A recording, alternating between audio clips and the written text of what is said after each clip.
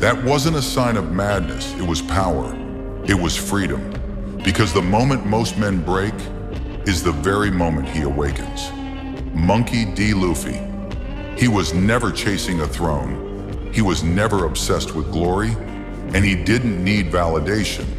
He just wanted freedom. And to get that, he was ready to be broken 1,000 times.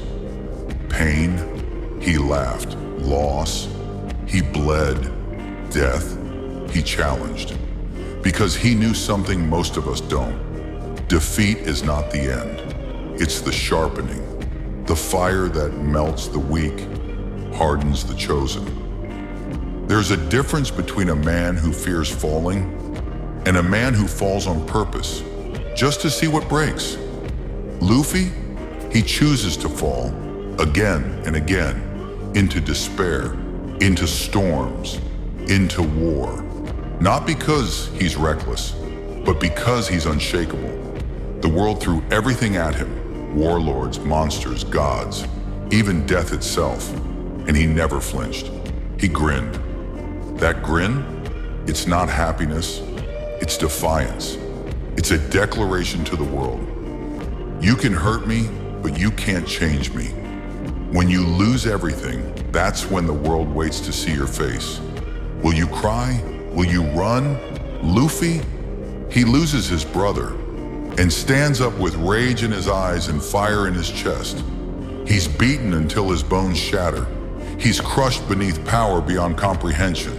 And when he should have screamed, he smiled.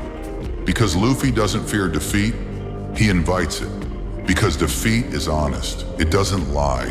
It tells you what you're not ready for. It shows you what you still lack.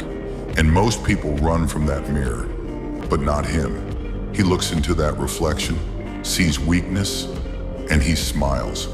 Because he knows that's where strength is born. He didn't win because he was the strongest. He didn't rise because he was the smartest. He rose because he refused to kneel. The world threw storms at him. He walked through them. They shattered his bones. He stood anyway. They broke his heart. He kept loving anyway. They called it defeat. He called it fuel. And when death itself knocked on his door, he didn't beg.